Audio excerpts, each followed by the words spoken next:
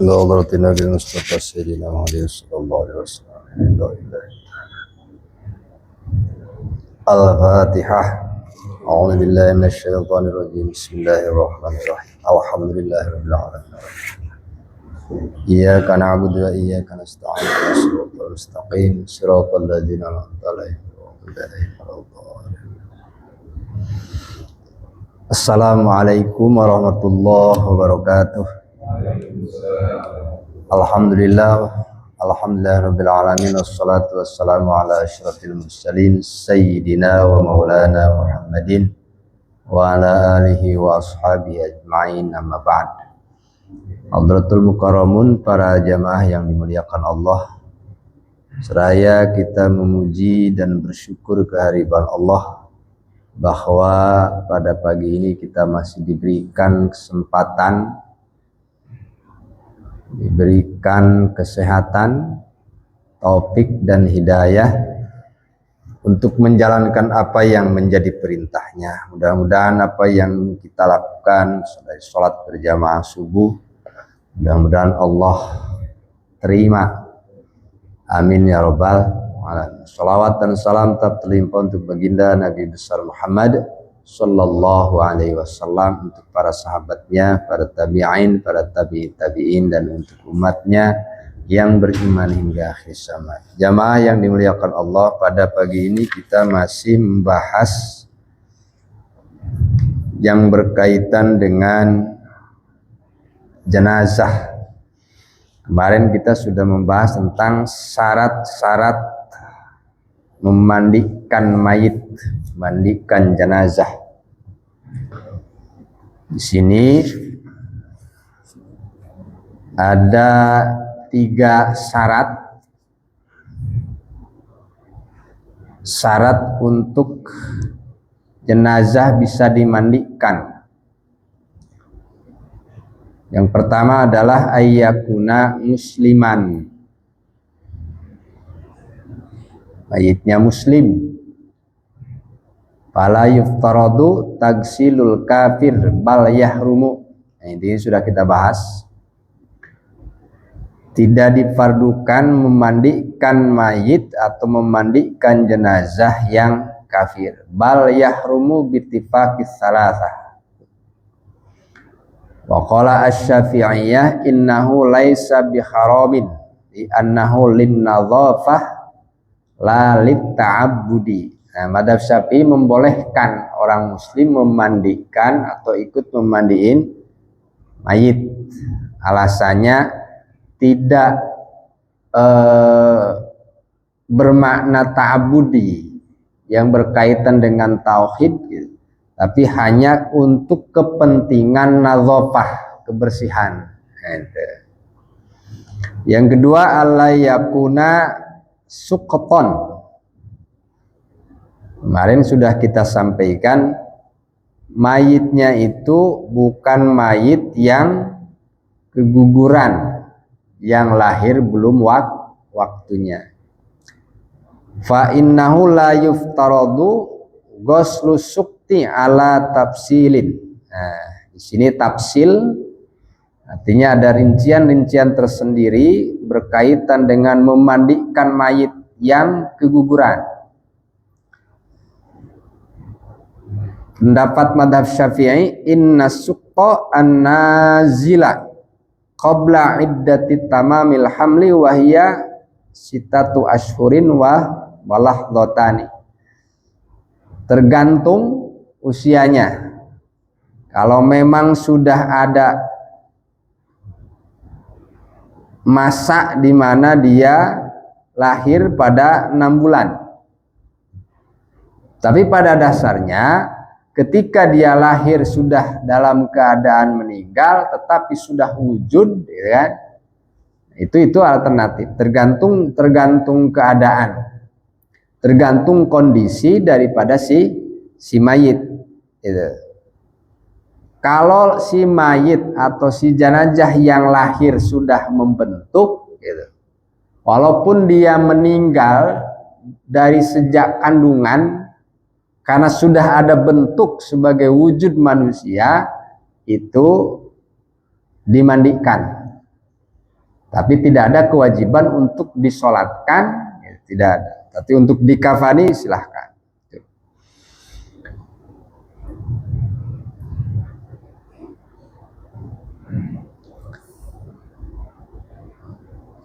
Ima antu lama hayatuhu fayakunu kal kabiri fiftirodi goslihi. Jadi ketika diketahui hidupnya, itu artinya ketika lahir ada hayatun mustaqirroh, entah itu suara atau hanya gerak-gerak ketika dia lahir, walaupun belum sampai usia sempurna di dalam kandungan. Yang penting ada ciri hidup dengan suara atau gerakan. Itu kal kabiri fiftirodi goslihi wa imma alla tu'lama hayatuhu. Ya. Kalaupun tidak diketahui hidupnya, berarti kan meninggalnya sudah di dalam. Nah, ini tetap difardukan atau diwajibkan untuk dimandikan. Wa imma alla tu'lama hayatuhu. Syafi'iyah seperti itu. Kalau Hanafiyah, inna sukta idza nazala hayyan bi an sumi alahu sautun. Kemudian mayit yang keguguran ketika lahir atau turun dari perut seorang ibu dalam keadaan hidup, cirinya adalah dengan adanya suara, walaupun suara itu nggak banyak, cuma ada ya gitu. Itu berarti ada ciri dia hidup. Atau ada gerakan. Wa illam yatimma nuzuluhu wajaba ghuslu. Walaupun tidak sempurna lahirnya, berarti kan sudah ada hidup. Bahkan nanti kita bagaimana ketika ada mayit yang dimutilasi, ketemu ada separuh badan gitu, ada kepalanya tapi kakinya enggak ada, cuma separuh lah katakanlah. Gimana hukum untuk memandikannya? Wajib ghuslu sawaun kana qabla tamami muddatil hamli au ba'dahu. Itu. Ketika sudah ada suara sempurna masa kehamilan ataupun belum, gitu. Yang penting sudah ada ciri bahwa dia hidup. Wa ima idza nazala mayitan, mau meninggal atau di dalam perut ataupun lahir kemudian ada suara ataupun lahir kemudian tidak ada suara, berarti kan sudah mati di dalam gitu. Fa in kana tamal khalqi, fa in kana mangka ketika terbukti sempurna bentuknya gitu. Fa innahu yugsalu kadzalik. Nggak ada ciri kehidupan,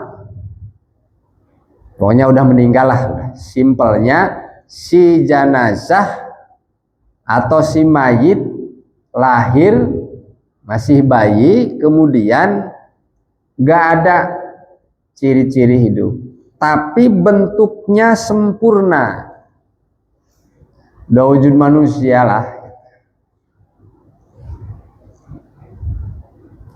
Itu wajib dimandikan. Fa in kana tamal khalqi fa innahu yugsalu kadzalik. Wajib dimandikan. Wa illam yakun tamal khalqi bal dhahara ba'du khalqihi. Nah, gimana kemudian bentuknya enggak sempurna, tetapi terlihat sebahagian wujud lah. Hidungnya ada, gitu kan? Di tangannya mungkin nggak ada bentuk. Fainau la yugsalu al-ghusl ma'ruf. Itu tergantung kondisi si bayinya. Jadi cukup dibersihkanlah dari kotoran-kotoran yang ada. Wa innama yusabbu alaihil ma'u. Kemudian dilap, dibersihkan dengan kain sesuai dengan keadaan. Fa'inau yusamma, Li'annahu yuhsyaru yaumal qiyamah. Gimana kalau ada seorang bayi lahir bentuknya tidak sempurna, katakanlah cacat gitu. Fa innahu yusamma li'annahu yuhsyaru yaumal qiyamah. Apalagi kalau sudah ada ciri hidup dia, sudah ada suara. Karena ini yuhsyaru yaumal qiyamah, maka harus dikasih nama. Harus dikasih nama. Kalau dulu mas, kalau di kampung itu disebutnya apa namanya? Anak apa ya? Anak ambar apa anak apa? Yang keguguran, meninggal, lahir nggak lahir nggak ada ciri hidup atau ciri bentuk tubuhnya nggak sempurna, disebutnya anak ambar ya. Nggak tahu, udah bapak tahu nggak disebutnya anak apa? Kalau yang keguguran belum berwujud, belum sempurna wujudnya, sebutnya anak apa namanya? Anak keguguran. Ya keguguran, makanya suka ada yang disebut dengan anak ambar.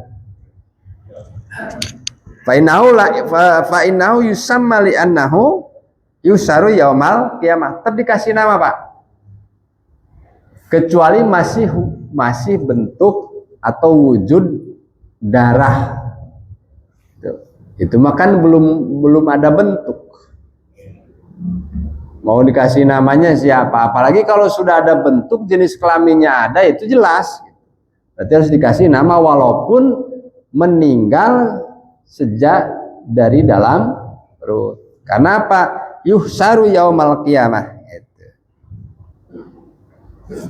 Terus Hanafi madzhab Hambali gimana? As-suktu idza tamma fi batni ummihi arba'ata asyurin kamilatin wa nazala wajaba ghusluhu. Nah,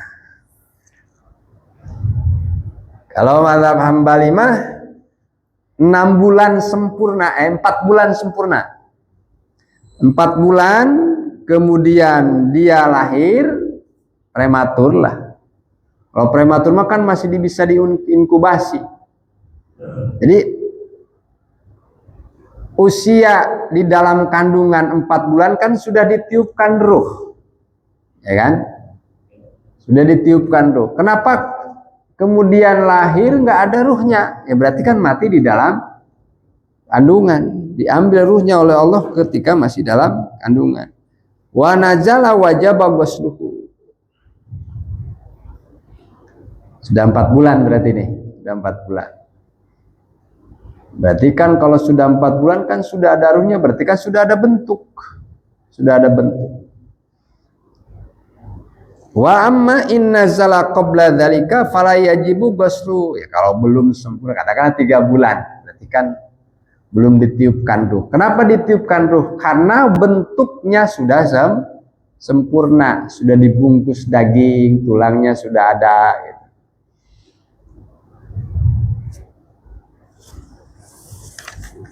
Masalah mayit keguguran. Nah, kita lihat Malikiyah.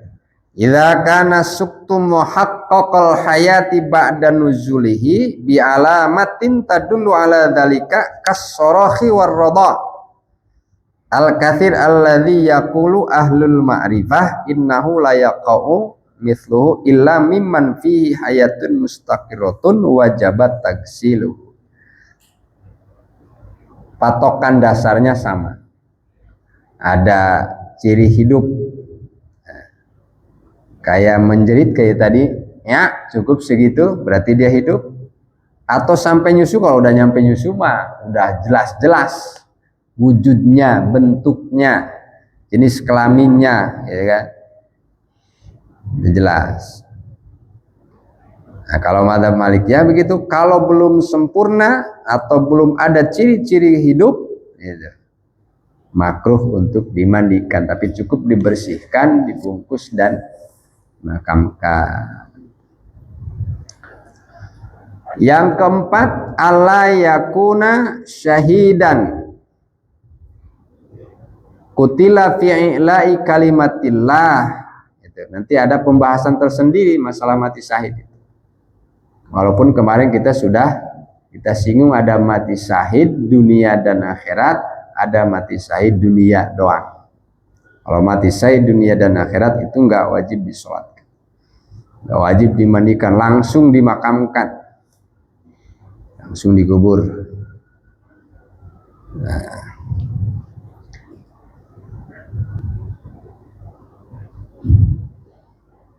yang keempat, alla yakuna syahidan qutila fi ila'i kalimatillah. Karena Rasulullah bersabda, fi qatla ahadin la tagsilu fa inna kulla jarhin au kana damun yafuhu miskan yaumal qiyamah.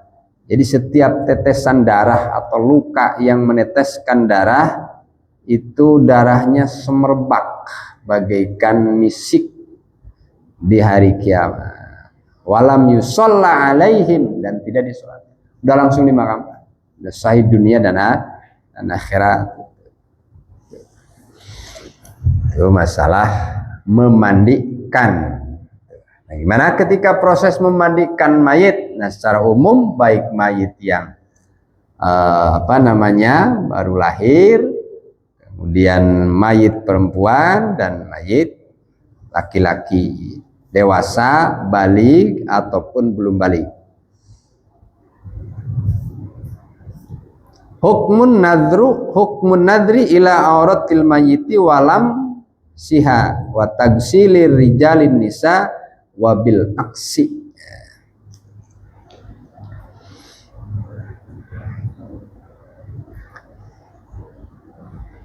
Satu lagi pendapat dari mazhab Malikiyah, dari pendapat Hanafiyah tentang mayit yang seperti apa yang boleh dimandikan. Ini ada mayit yang dewasa, ada mayit yang anak kecil tadi yang sudah membentuk ataupun belum, atau ada ciri hidup ataupun belum. Sini la yufradul ghuslu illa idza wujida minal mayyiti aktsarul badan aw wujida nisfahu aw wujida nisfuhu ma'rasi. Ini kalau Hanafiyah begini. Ketika ada mayit yang dimutilasi itu ya. Nah, ini. Ketika ditemukan mayit badannya secara keseluruhan itu jelas wajib dimandikan, atau ditemukan wujud yang separoh cuma ada kepala, setengah badan lah dimutilasi, itu tidak difardukan, tidak diwajibkan untuk dimandikan. Nah, pendapat Malikiyah, la yuftaradu ghuslul mayyiti illa idza wujida thulutsa badanihi walau ma'arrosi. Nah, tidak diwajibkan untuk dimandikan si mayit itu illa idza wujida thulutsa badanihi walau ma'arrosi, kecuali ketika ditemukan sepertiga badan. Sepertiga badan dari mana ke mana kira-kira, Pak? Walau ma'arrosi, kepalanya ada. Artinya tidak dimandikan, yang proses pemandiannya itu seperti halnya mayit yang normal, sempurna gitu, karena sakit dan lain sebagainya. Fa'ilam yujadzalika kana ghusluhu makruhan, bahkan makruh ketika tidak ditemukan sepertiga badan. Seperti ya paling sepertiga badan dari dada ke atas lah, cukup dibersihkan ini kan. Nah, gimana nih dalam proses memandikan? Aturan memandikan mayit, yajibu satru auratil mayyiti fala yahillu lil ghasili wala ghairihi ay yanzura ilaiha wa kadzalika la yahillu lamsuha. Nah, ini hukum aurat bagi si mayit. wajib menutupi aurat mayit. Kalau mayitnya mah nggak masalah, justru yang menjadi masalah adalah orang yang melihat badan atau wujud si mayit. Fala yahilu lil ghusli. Fala yahilu lil ghusli wala bari ayang dro ilaiha. Nggak boleh melihat mayit. Makanya nanti apakah yang lebih utama itu memandikan mayit itu, apakah keluarganya yang paling berhak itu? Ya bapaknya, kakeknya dan sebagainya. Ya, ada pemaparan khusus. Fayajibu ayyulaffi al-ghasil ala yadihi kharqatan liyagsila biha auratuh. Jadi ditutupilah sawaun kanat mukhaffafatan aw mughalladatan.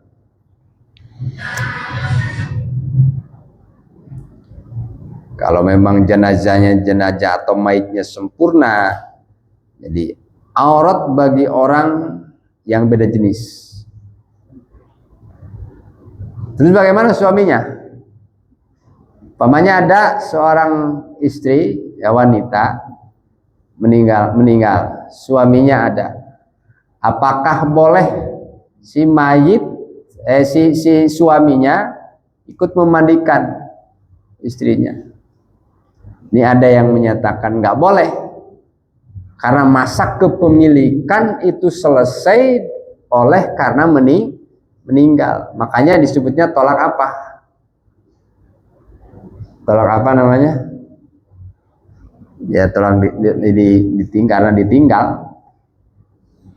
Ini mah cerai mati bahasa kita mah. Cerai mati.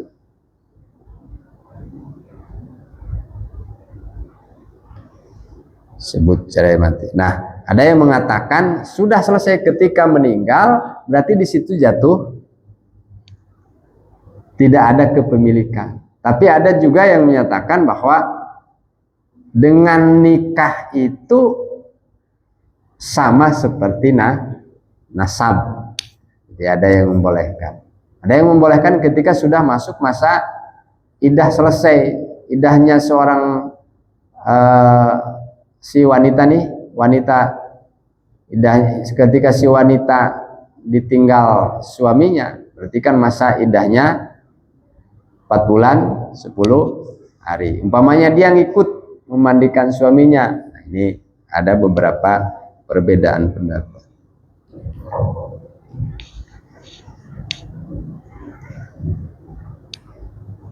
Jadi emang ternyata aturan yang berkaitan dengan jenazah harus hati-hati. Amma baki badani fayasulil ghosili ayyubashirahu biduni kharqatin. Wa hadza muttafaqun alaihi. Illa inna al-hanabila yaquluna innahu yundabu lafu kharqatin li ghusli baqil badani. Dia ada disunahkan, makanya suka pakai sarung tangan yang tipis, yang halus lah. Tuh.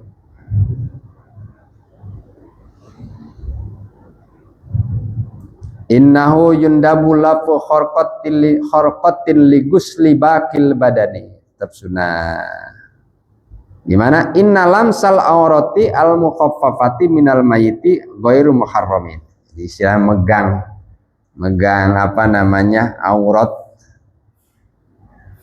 secara ringan, yang pasti dihalangin pakai sarung tangan. Makanya kan lamsu itu ketika ada sentuhan kulit beda jenis laki-laki dan perempuan, itu tidak menimbulkan batal ketika memang terhalang.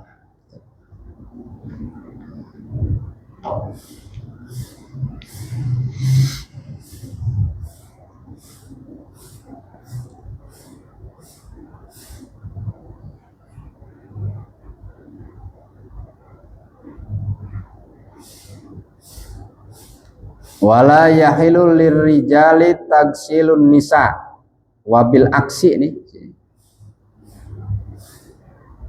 Tidak dihalalkan bagi laki-laki memandikan mayit perempuan. Wabil aksi, dan begitu juga sebaliknya. Laki-laki yang mana? Pertanyaannya kan gitu. Apakah laki-laki ini mahram apa bukan? Illa az-zawjaini gitu. Fayahilu likullin minhuma ayyaksilal akhara illa idza kanatil mar'atu mutallaqatan wala talaqan raj'iyyan. Fa innahu la yahilu li ahadil zawjaini ghuslul akhara hina ini. Kita lihat dah hukumnya.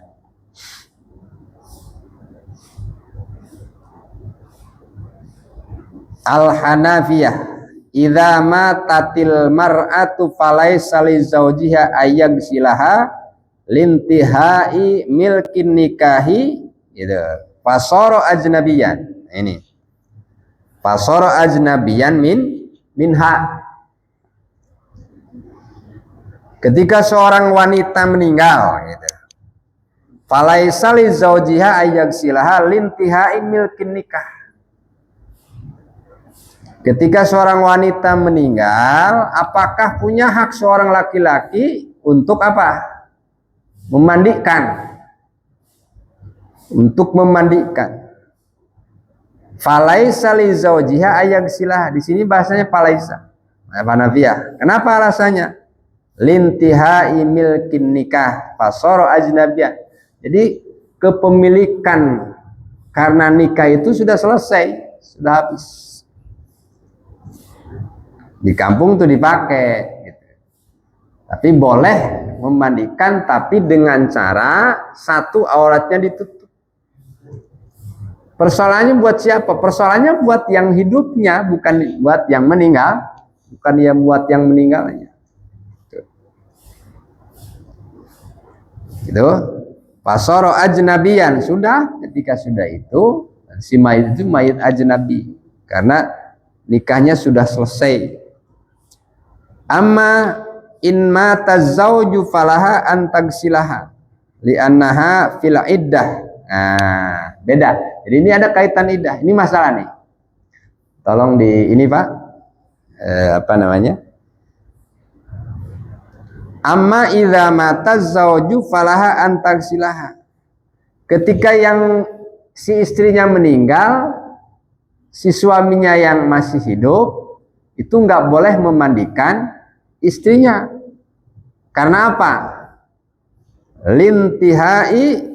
Nah, di sini bahasanya lintihai milkin nikah. Karena habisnya kepemilikan oleh disebabkan nikah. Nah, tapi ini sebaliknya. Idza mata zauju falaha antagsilahu. Boleh seorang istri yang ditinggalkan suaminya untuk ikut memandikan suaminya. Karena apa? Li'annaha fil iddati. Karena dia masih pada masa iddah. Masih boleh, masih punya hak. Fazaujiyatu baqiyatun fi haqqiha. Masih ada hak untuk memandikan. Pada mazhab Hanafi.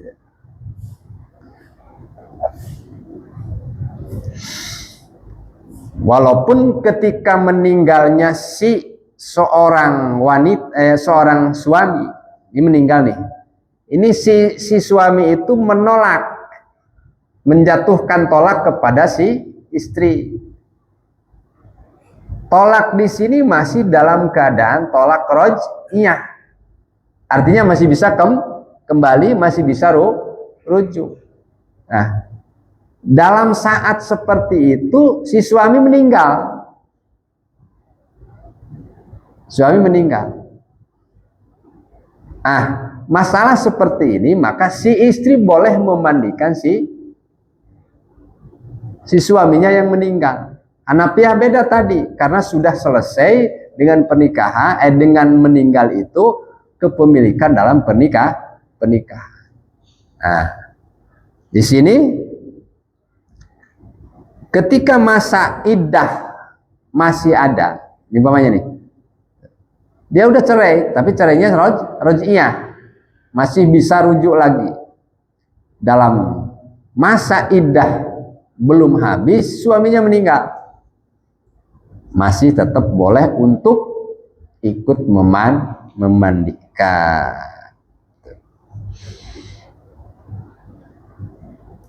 Amma in kanat ba'inatan falaisa laha an tagsilahu walau kanat fil iddah. Kalau memang sudah itu orang udah dicerai 3, udah jatuh tolak 3, tapi masih dalam masa iddah,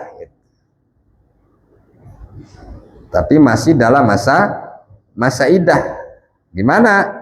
Amma in kanat ba'inatan falaisalah antagsilahu walau kanat tilida, walaupun masih pada masa iddah. Kenapa alasannya? Karena orang yang sudah ditalak 3, wanita sudah ditalak 3, tidak bisa menikah kecuali ada muhalilnya dulu. Banyak bang, ada umpamanya si A mencerai si B, istrinya dicerai. Tuh. Mulyono punya istri Fatimah, kemudian menceraikan si Fatimah Mulyono ini. Bro, sampai jatuh kepada talak 3. Ternyata Mulyono naksir lagi, pengen kembali. Karena sudah jatuh talak 3, walaupun masih dalam masa iddah, ini Mulyono nggak bisa kembali lagi, walaupun masih cinta. Pak, tolong ini Pak, coba jangan ini. Saya nggak konsen Pak, saya nggak konsen. Tolong di ini. Karena masalah hukum saya harus hati-hati, nggak sembarangan saya menyampaikan. Jadi ketika seorang laki-laki menceraikan istrinya sudah jatuh talak 3, berarti kalaupun dia ada keinginan untuk kembali, baik dari satu pihak dari suaminya ataupun dari keduanya, yuk kita kembalianlah. Itu kan sudah terhalang oleh talak 3. Mau tidak mau, terima atau tidak terima, tidak bisa melaksanakan rujuk. Karena apa? Sudah jatuh talak 3. Berarti harus ada apa? Ada muhalil. Muhalil itu harus nikah dulu dengan laki-laki yang lain. Tapi jangan juga memakai perjanjian. Nikahnya nggak boleh pakai perjanjian. Contoh, namanya punya temen nih, si Mulyono punya teman si Sapir, umpamanya, Pir, gua mau kembali nih sama bini gua, tapi ini udah talak 3, bisa nggak lu nikah sama dia? Tapi jangan lama-lama ya, perjanjian. Bisa nggak? Enggak, natural aja. Apalagi disogok. Karena apa? Syaratnya harus duhul, ya kan? Duhul itu apa Pak? Harus, namanya udah nikah gitu kan, harus melaksanakan kewajiban suami istri nafkah batin. Nafkah batin. Syaratnya harus duhul. Nikah itu kan al-ijma, kumpul. Al-jam'u, kumpul. Nah, banyak yang terjadi seperti ini. Pengen kembali lagi, cinta lagi karena mungkin wanitanya dandan lagi dan sebagainya, atau mungkin dia melakukannya dalam latar belakangnya apapun sebabnya, gitu. Dia jatuh talak 3. Nah, kayak gini bagaimana soal memandikan, gitu. Ketika si suaminya sudah jatuh talak 3 kepada istrinya, berarti masih dalam masa iddah. Ternyata si suaminya meninggal. Kalau tadi kan boleh nih talak roj'iyah, tuh masih boleh. Nah, ketika sudah jatuh talak 3, amma in kanat ba'inatan falaisalah antagsilahu, nggak boleh, walaupun dia masih pada masa iddah. Nah, Ya perempuan sekarang kan perempuan yang namanya perempuan mah walaupun tadinya minta cerai giliran beneran dicerai mah nangis juga ya Pak. Udah ceraiin aja udah pada hidup begini lah. Giliran bener-bener dicerai mah nangis. Tuh. Ditinggal cuma nangisnya sebentar. Ya, pokoknya lagi cerai menggugat wanitanya. Tetap aja yang nangis itu perempuannya. Sebab apa saya menyaksikan Pak, saya pernah menjadi saksi perceraian. Udah biasa di situ adu argumen gitu kan. Tuh, padahal yang menggugatnya adalah istrinya. Udah selesai, oke akhirnya ketok palu. Hakim kan, ya udah. Si istrinya yang menggugat itu malah dia nangis gitu loh. Tahu nangisnya nangis gembira apa nangis sedih gitu. Kan ini masalah gitu. Berarti kayak nantangin sama suaminya, bener kayak nantangin, tapi ujungnya ternyata rasanya sakit juga, namanya perceraian kan gitu ya, namanya perpisahan gitu. Itu masalah. Itu ini ada kaitan dengan hukum memandikan mayit itu. Dengan Nabiya begitu. Masuk di. Sekarang Hambali. Al-mar'atul mutallaqatu raj'iyan yazujulaha. Nah ini Hambali. Yajuzulaha ayyagsila zaujaha.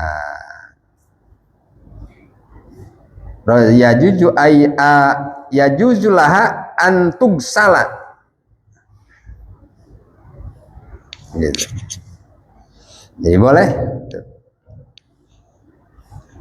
Wanita yang ditolak rujuk ya jujulah untuk salah zauja. Wa amal mutallaqatu talaqan bainan fala enggak wajib. Kalau masih tolaknya tolak 1, tolak 2 gitu kan. Kan suka ada gini. Pokoknya saya cerai kamu. Semalam saya dapat WA, Ustadz, gimana ada seorang suami ngomong sama istrinya, saya cerai kamu. Nanyanya begitu ke saya, apakah sudah jatuh tolak? Ya sudah, karena di situ dalam suasana hati dan pikiran yang sadar. Berarti kan dengan ucapan itu kan muncul dari hati, ada niat. Kalau sudah niat ya sudah.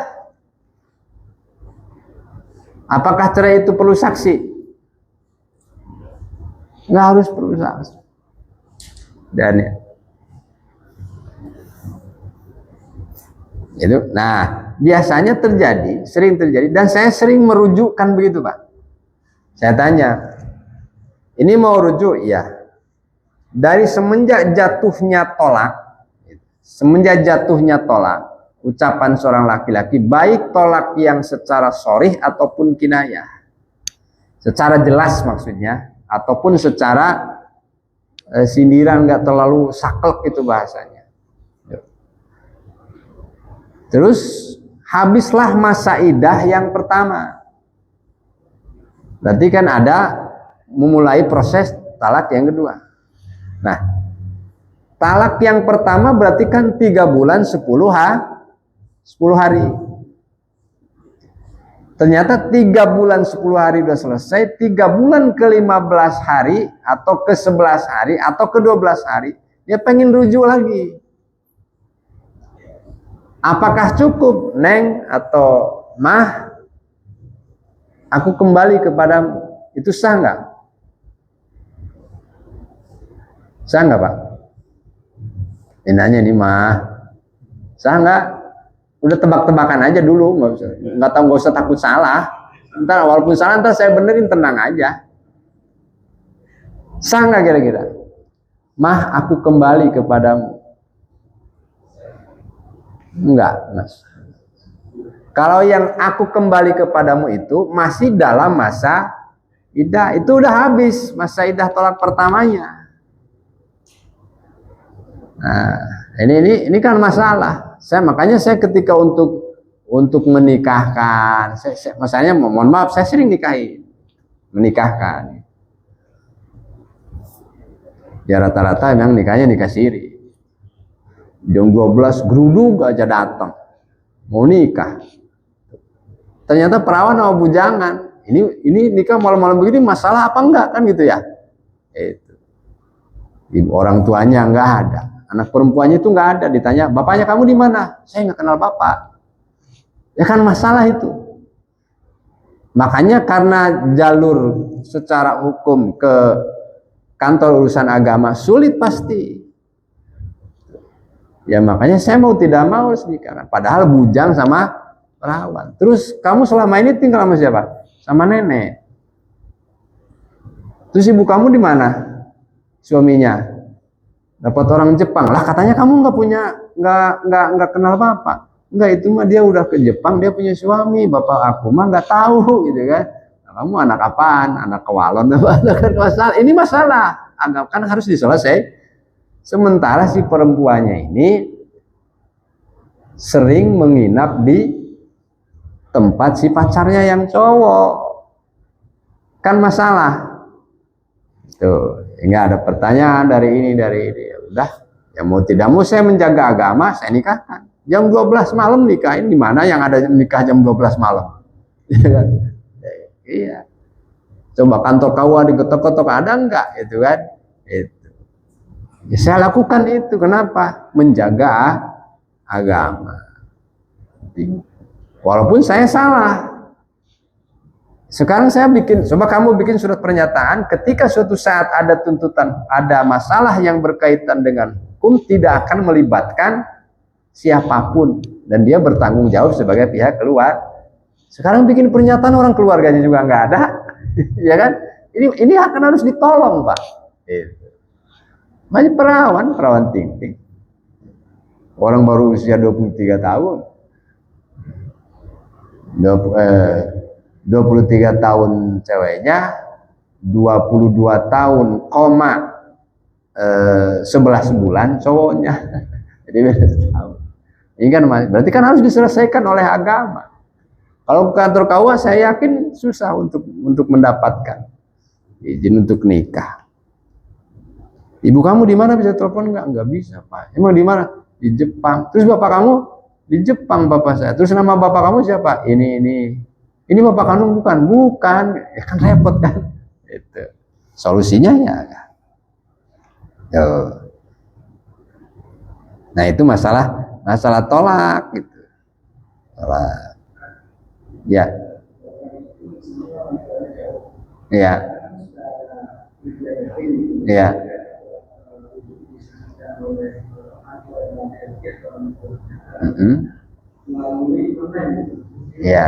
Ya boleh aja, boleh. Yang penting ada komunikasi. Ya sekarang kan bisa pakai link Zoom meeting kan bisa, video call bisa. Walaupun pada waktu pernikahannya itu harus siapa berhadapan. Yang namanya katakanlah minta izin kan boleh. Suara. Yang sering jadi masalah itu orang belum habis masa iddah dicerai dengan suaminya, baru masih cerai masa iddah baru 2 bulan, ya kan? Ya kalau bahasa kasar orang perempuan LC mah udah disebutnya udah kegatelan gitu kan, nikah. Saya teliti dalam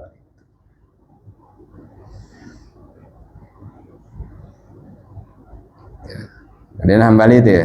Al-mar'atul mutallaqatu rajian yajuzula an tagsila zawjaha.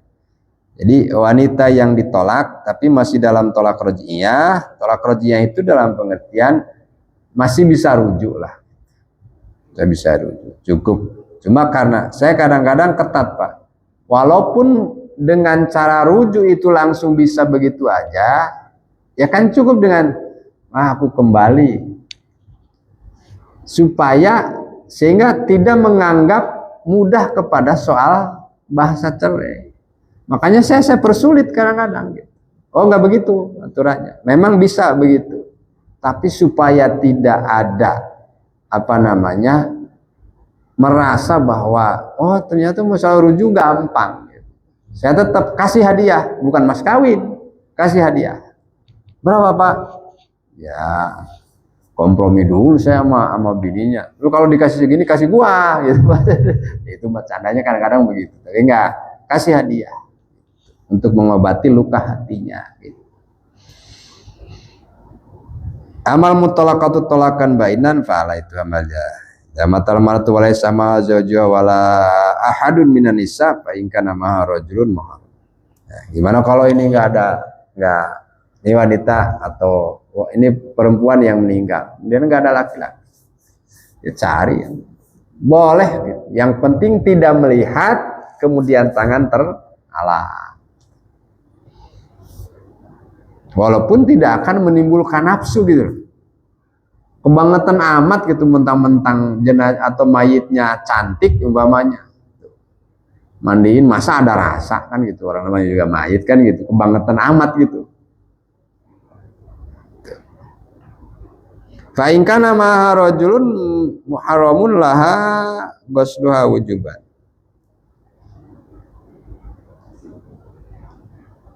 Di Allah yubashiro jasadaya boleh tapi tetap dalam wayun sabbu satarotan bainahu wa bainah. Jadi tetap ada satir lah. Jadi dipasanglah satir penghalang. Jadi boleh memandikan tapi jangan melihat. Terjadinya itu aurat apa bukan sehingga ada konsekuensi hukumnya oleh disebabkan apa? Karena melihat. Makanya boleh dihalangin gitu. Kalau yang sama jenazah. Kalau yang kalau ama yang hidup mah walaupun nggak melihat begini megang-megang itu mah nggak boleh walaupun pakai ini kan hidup. Ya walaupun nggak ngelihat kan gitu. Ini kan jenazah boleh. Gitu. Jelas. Tergantung jenazahnya. Oke, ada pertanyaan? Waktunya sudah. Yes. Ya. Kalau anak laki-laki memandikan ibunya atau anak rumahnya gitu. Ya. Atau ibu memandikan suaminya atau anak laki-laki. Ya. Boleh.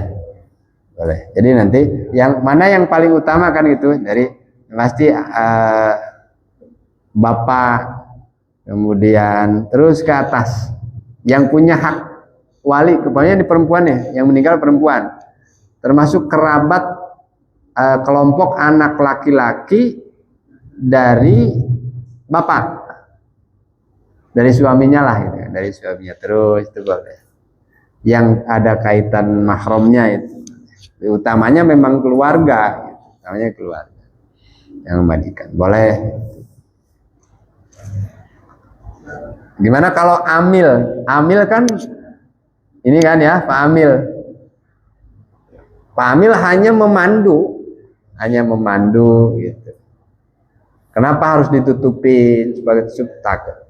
Makanya itulah Allah menjaga aib. Kenapa harus ditutupin si mayit itu ketika dimandiin? Karena dikhawatirkan ada aib secara fisik badannya sehingga terlihat dari orang yang tadinya tahu, tidak tahu menjadi tahu. Artinya betapa Allah menghormati, gitu kan? Terhadap walaupun dia sudah jadi tidak merasa malu gitu kan mungkin gitu kan tapi kan ruhnya malu ruhnya yang tahu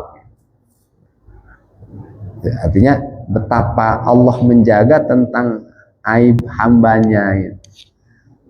Yang ketika ada aib kata mungkin gudigen atau apalah atau botak ya itu Pak ya masalah memandikan ya Pak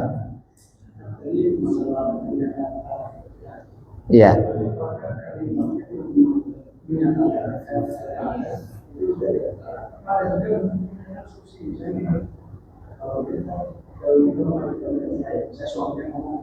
Iya.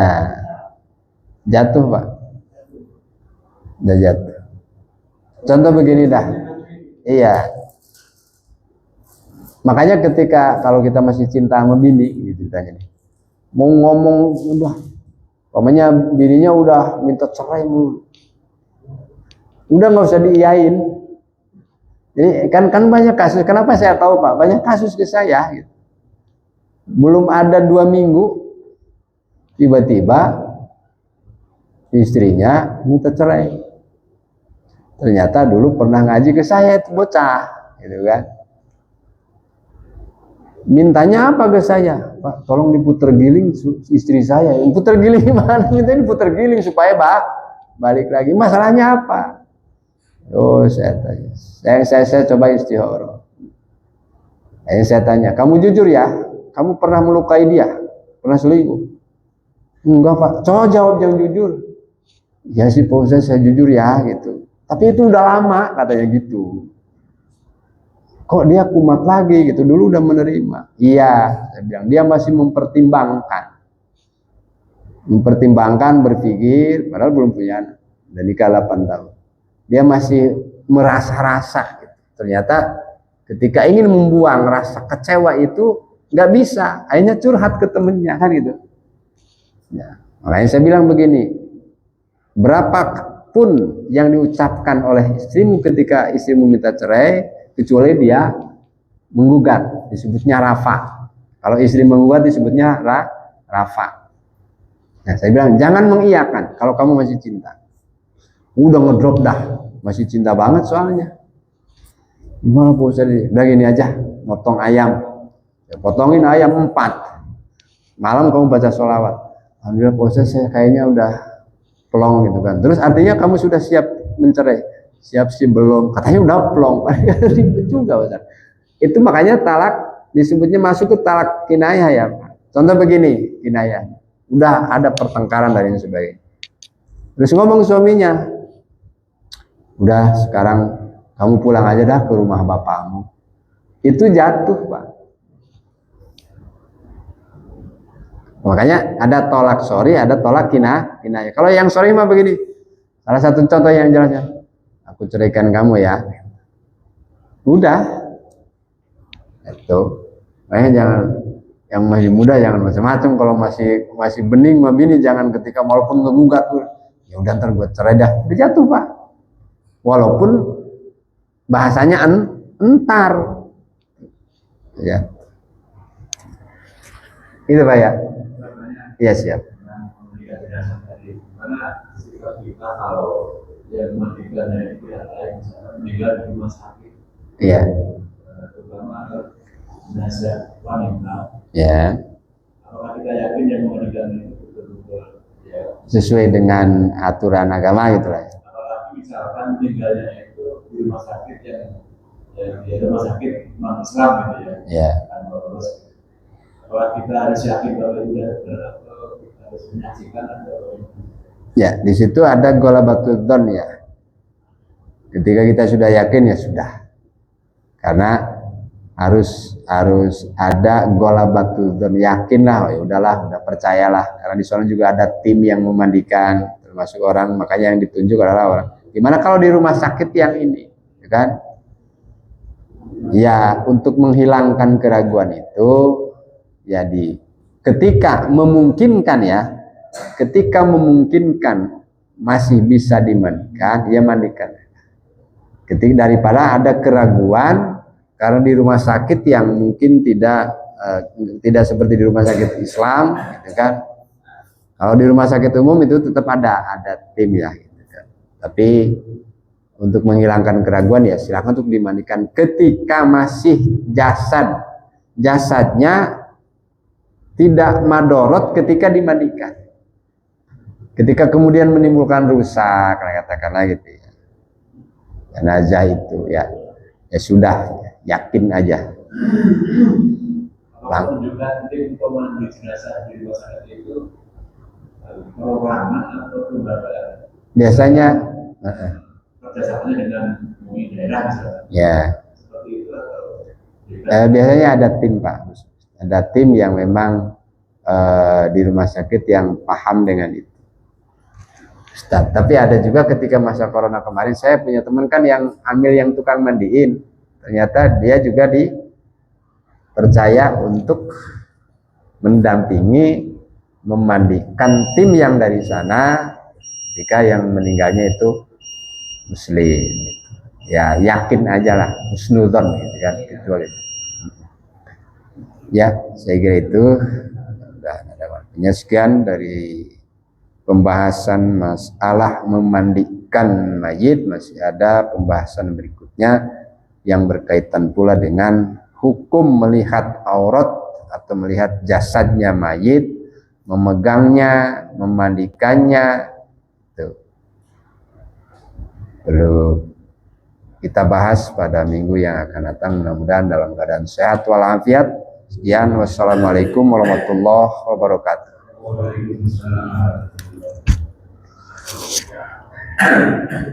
Sallallahu ala Muhammad.